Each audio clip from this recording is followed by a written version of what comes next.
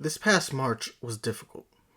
On Thursday, March 7th, around 10 p.m., I was sitting in my home office. I was having a drink. I was reading manga. That's when the first text came through. It was my younger brother. Akira Toriyama had passed away. I sat there in stunned silence for a while, the beer in my left hand gradually getting warmer, the manga I was reading set down on the table next to me. As I looked at the manga cover, it's for Undead Unluck, Volume 13.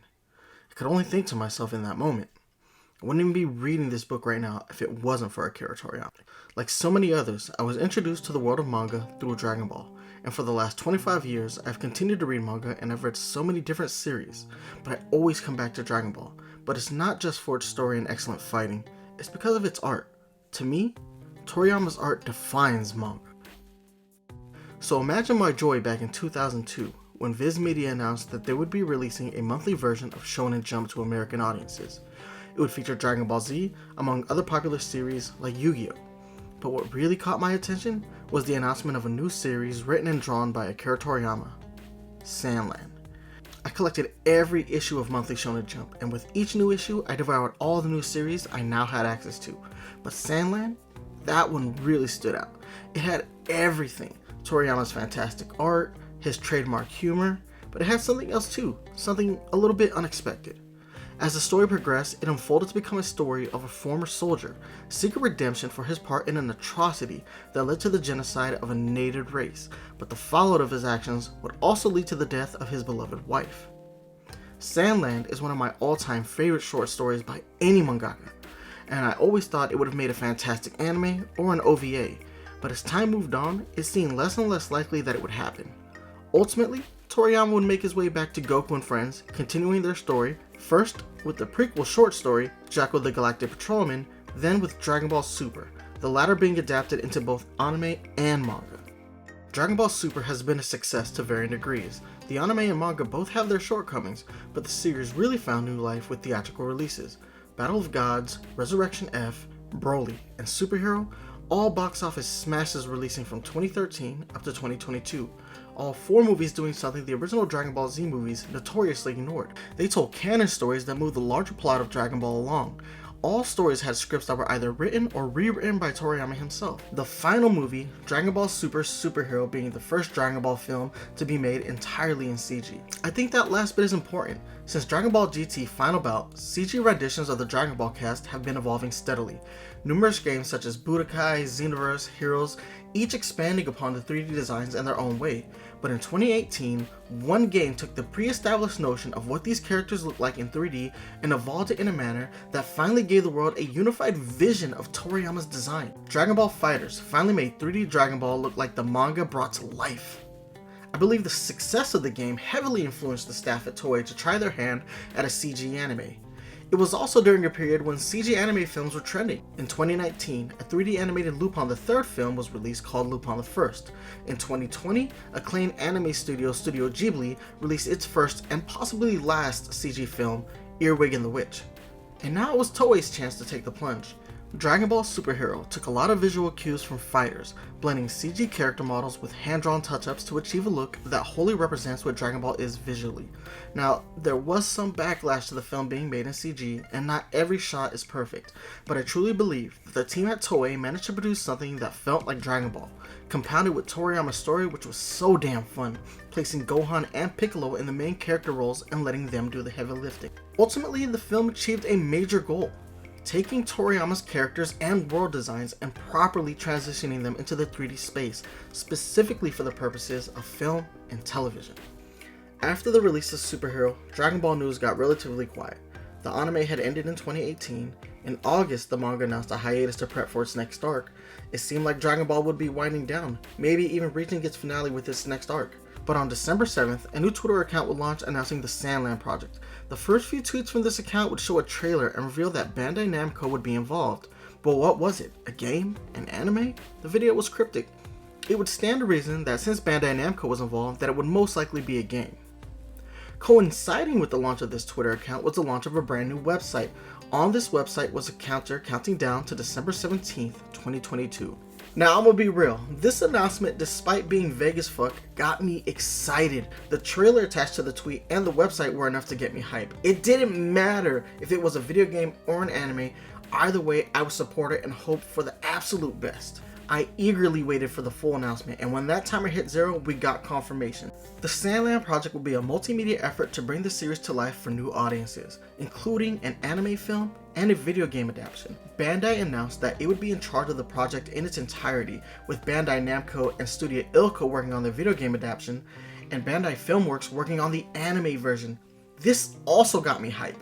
ILCA has proven itself to be a studio that can accommodate licensed work with a great deal of care and faithfulness, having worked on remakes to Gen 4 Pokemon, Brilliant Diamond, and Shining Pearl for Nintendo, and the One Piece turn-based RPG, One Piece Odyssey, which I loved. The game paid homage to the franchise while also telling a wholly unique story set in the world of One Piece. In fact, ILCA did an impressive job of creating/recreating One Piece's worlds to an extremely high degree. So with ILCA as the game studio, I had faith that the game would be in good hands. But wait, it gets even better. As more news about the game comes out, it's revealed that Toriyama is involved with the development in a role that's much more substantial than just a consultant. Through this game, Toriyama would be expanding the story of Sandland, telling another story set in the world, and creating new characters who would be pivotal for this story expansion. Fuck yes, this is amazing, this is exactly what I want to hear. Now, on the film side, we have Bandai Filmworks, who's previously known as Sunrise. To me, this came way out of left field, as I was 100% certain that Toei would be the studio who would be working with Bandai on this project, especially since they had just released Dragon Ball Superhero just months before the Sandland project was revealed. Bandai using its own anime division makes perfect sense, and Sunrise is a studio that doesn't really need any introduction, but they brought us the world of Gundam, Cowboy Bebop, and Code Geass. In other words, this isn't their first rodeo. Now, the film would take the approach of adapting the original manga into a 3D animated film with a Japanese release date of August 18th, 2023, a full year after Superhero. Now only one question remained. Could Bandai Filmworks achieve what Toei had? Could they make Sandland look as good or better than Dragon Ball Superhero? To attendees of San Diego Comic-Con, that question would be answered, as the film would have its world premiere on July 22nd during the convention. But for everyone else, we would have to wait for news about a larger theatrical release in the US sometime in 2024. After that, it was pretty much quiet until about November of 2023, when we would get major news. Sandland the series, an original net animation, or ONA, would be releasing in March of 2024. Globally distributed by Disney Plus and on Hulu in North America, the series would be 13 episodes long, with the first 6 episodes adapting the original manga. These first 6 episodes would actually be a recut version of the theatrical release and add an additional 20 minutes to the series that were not present in the theatrical release. The remaining 7 episodes would be a brand new story set in the world of Sandland that would be written by Akira Toriyama, which means that the ONA, like the upcoming game, would be expanding upon the story. Like I said before, yes! The only negative thing I could infer from this was that there was still no US theatrical release, despite knowing that the ONA would be ready in time for the spring anime season. Still, this was exciting. All we had to do was wait till March. Fuck. The news of Toriyama's passing was devastating. Fans around the world collectively mourned, but something beautiful also happened. Fans began paying tribute. Large meetups in places like Argentina where fans raised their hands to give energy for a Genki-Dama. The same thing happened in the community-driven video game Dragon Ball Z Xenoverse 2. A massive 360-foot-long mural was painted in Peru. The love from the fandom was incredible, but still, the passing of Toriyama felt like a tragedy. When Toriyama had completed Dragon Ball in 1995, he essentially retired as a mangaka. He began limiting his work, doing things like character designs on video games and Dragon Ball GT. Occasionally, he would come back whenever he had a short story he wanted to tell. This is how Sandland came into existence. Toriyama had a story in his head, something that he thought was cool and that he wanted to draw. But after he began the story, he got somewhat frustrated with the process, but it didn't seem to affect the quality of the work. However, I did notice that after Sandland, there was a pretty distinct evolution in Toriyama's style. Characters got a little simpler, and his later one-shots like Kawa and Jaco would reflect this. In the years since Toriyama came back to Dragon Ball, his involvement with the series seemed to grow more and more. Initially, he contributed to script alterations, then he moved into general outlines, then full scripts for film, and then he began contributing to new works like the Sandland project and DragonballDaima. In fact, with DragonballDaima, he said he was more heavily involved in the process than he had ever been before. This feels different than how it felt when Kentaro Miura died. Miura's death felt devastating because he would never get to finish his story. But with Toriyama, he had finished his story. The tragedy with Toriyama's passing is that it came at a time when he seemed like he had reignited his passion for work and the process. There may have been more stories to tell, but it was time for him to rest.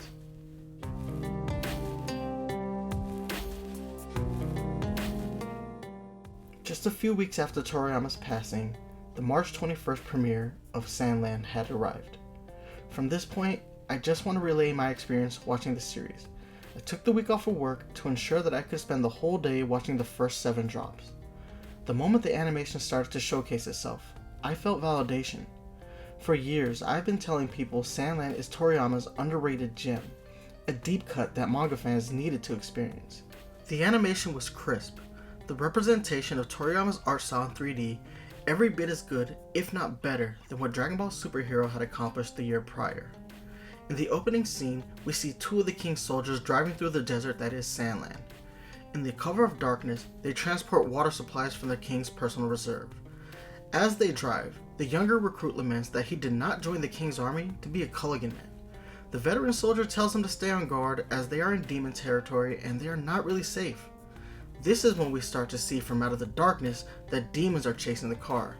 Once the soldiers spot the demons, they begin to panic. Specifically, the rookie pulls out his pistol and is about to open fire. The veteran soldier tries to stop him, and ultimately, this causes them to crash their car, the water supplies spilling out of the truck bed. The demons begin to lord over the soldiers who have made their way out of the truck.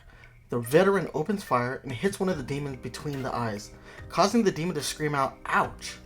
But aside from a minor scratch, the demon is unfazed, rises to his feet, and the screen pulls back as the soldiers scream, thus ending the first scene. Alright, now real quick, I have to talk about these soldiers for a second. If you've played the game and you've watched the anime, you're gonna notice that between the two, they are not the same character models, at least for the heavier one. Game uses an older character model with a mustache for the fatter king soldier. Why would they change the design? I have no clue why the anime would use a younger design for the fatter soldier. If you're wondering which one is actually more manga accurate, it is the video game version. I just thought it was strange to change up a classic Toriyama design like that. This opening differs from the manga, but not a whole lot. The major difference being is that the soldiers in the manga put up a little bit more of a fight. One of them even grabs a super soaker loaded up with holy water and tries to use it on the demons, which is a great Toriyama gag. The main reason for the change seems to be that they want to give Beelzebub a more grandiose introduction to the series, which he will get a few scenes from now. It also eliminates a whole lot of the exposition that would have taken place in the next scene. Instead, what we get is an extended introduction to Sheriff Rao, seeing his motivations for undertaking the forthcoming journey. There are some drawbacks to these changes, however. One thing that this change causes is that we don't get to see Beelzebub's lament about the fate of the world and the plight that has caused his demon people. The remainder of the episode follows the manga pretty closely, but once our trio of Rao, Bells, and Thief hit the road, the excitement really begins, and I have to admit, I was on the verge of tears when the Geji dragon shows up.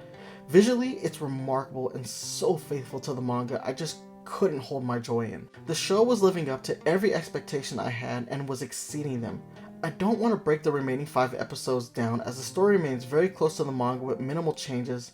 Even the subtitles are almost verbatim Viz's translation. The first 6 episodes do the manga justice. It's episode 7 that we enter uncharted territory, as a new arc begins, the story of the angel hero. Episode 7 was what I had been truly waiting for. We were finally going to get to see how Toriyama planned on expanding the story. The episode begins with Sheriff Rao returning back to the Demon Village to ask Bells and Thief if they would provide another assist. Rao wants to bring supplies like clothing to the surviving Peachy people. As they enter a town, Bells breaks off to play video games when he is approached by an angel who accuses him of a number of crimes, including mass murder. After asking why the angel doesn't have any wings, the angel attacks. After a brief fight that Bells wins with the flick of a finger, the angel summons a comedically weak and small thundercloud, which only manages to destroy Bells' Game Boy. Afterwards, the angel bolts. After the fight, our main trio heads to the Peachy People village. Once there, Sheriff Rao is given a specialized gun, one that's designed to work as a non-lethal alternative to his traditional weapon. It is here where we meet our second major new character in the arc. Just outside the Peachy village, a young girl on a hoverbike is being attacked by drones. When she is knocked unconscious, Bells jumps into action, but the drones manage to steal something from the girl's bag, which we later find out is aquanium. After some exposition, we learn about Forestland and their plans to bring war to Sandland. It seems the downfall of General Zayu has emboldened the leaders of Forestland into using weaponized Peachy technology. The girl asks Rao to aid her in regaining the aquanium. Rao then informs the army of the situation. Meanwhile, Bells asks the girl about the angel he fought, and she confirms that in Forestland he is considered a hero, Muniel the angel. Upon learning this, Bells decides to join the girl because he wants a rematch. She reveals herself to be Anne, and the group of four heads to Forestland. When they arrive, they find that it's stunning, everything lush and green, the complete opposite of the arid and barren Sandland. Funnily enough, Bells finds it gross. And that's the first episode of this new arc, and it's fun. New elements like the Forestland army and angels being a direct counterparts to demons, and an upcoming war? Let's fucking go! After the first episode rollout, we've been getting new episodes every Wednesday.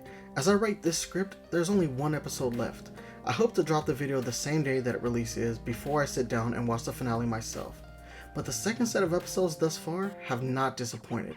The cast has expanded, old villains becoming new allies, a bad guy so pompous that you beg for his defeat. It's been great. Episode 12 was especially a highlight for me. I do have one problem with the show, and it's the platform that it's releasing on. Disney Plus in the majority of the world, and Hulu here in North America. For all the praise I've dumped on this show over the course of this video, I have to mention this. From the moment it was announced, I have been skeptical about the show releasing on this platform. Undead Unluck is a fantastic manga. Recently, the first season wrapped up, and it was also on Hulu, and it feels like during its run, no one was talking about it. I watched the season and was very happy with it, but Hulu's promotion of the series was abysmal, and Sandland is suffering the same fate. 7 episodes dropped at once, and Disney did little to promote it. In fact, it was probably worse for Sandland because it released the same day as X-Men 97 debuted on Disney+. Disney marketed the shit out of X-Men 97, and yeah, it's a great show, but thus far they've dropped one 30-minute episode to Sandland's 7. Disney's platform doesn't have any real credibility in the anime space, and shows like Sandland, Undead Unluck, Mission Yozakura Family, and Go-Go Loser Ranger are all amazing, but they will suffer on this platform. I know Netflix and Crunchyroll aren't going to win every bid, but every time Hulu wins one, I feel sad. And I'm not alone in this opinion. In fact, Mother's Basement just dropped a video saying Disney Plus is where anime goes to die, and it's true. Now, I'm gonna admit I haven't watched this video yet because I don't want to be accused of maybe making similar points, so I will watch his video after my video drops. But entirely, the whole reason I'm making this video is because no one is talking about Sandland the series. This is one of Akira Toriyama's best work and some of the last new material he would have ever worked on before his passing, and it's being neglected by the larger fan base because it's not getting propped up like it deserves. The promotion is not there. Now, if you follow the Japanese Twitter account, they're heavily marketing the series, but here in the States, it's getting very little promotion, and that just makes me really sad. Now, I think another thing that may have hurt is that the movie never got a theatrical run here in the States before the series debuted. I think that if the movie had a chance to release, it would have done a good deal of legwork. It would have built the series up, and we're just not going to get that. Now, that doesn't mean they won't release the movie at some point here in the States, but by that point, the series will have wrapped. We only have one episode left coming out in just a few days. It's not going to do anything if you have a platform where you can watch it for free. And that's the biggest crime, I think, here. It doesn't really affect my enjoyment of the series, but it does feel like I have less people to talk to about it because there's just no awareness. The promotion is bad, and it's truly unfortunate. That negative aside, I love this show, and I've had so much fun watching this journey unfold. The adaptation of the original story with the first 6 episodes were superb, and the second arc, Toriyama's final arc in this series, has been a beautiful expansion on the original story, and I'm truly excited to see how it's going to end. Now, before I close this video out, I want to talk about the art direction a little bit. At a glance, Sandland appears to be fully CG with hand-drawn overlays the same way Dragon Ball Superhero was. However, the closer you look, you will notice that the show will shift into hand-drawn animation completely. I've noticed this especially happens if the main trio is not on screen. I think this is in large part to the color palette of the show. It goes a really long way in covering up the flaws of the transition between the 2D and the 3D. For the most part, the CG is fantastic. The character movement is surprisingly fluid, especially in fight scenes, and the dynamic camera is a testament to how good the animators at Bandai Filmworks are. I think the biggest praise I could give them is that if you place this film side by side with Dragon Ball Superhero, you wouldn't be able to tell that 2 different studios worked on each film. And I think that's all I want to say about the anime. I have 1 episode left, and I want that to be a moment that's just for myself. I waited over 20 years for this story to be animated, and I'm so happy that we were given a faithful adaptation of the material. It actually means a lot to someone like me who has found a great deal of joy in the original manga. In terms of the game, it just dropped this past Friday, and I'm already playing through it. I plan on making a video about it as soon as I've beaten it.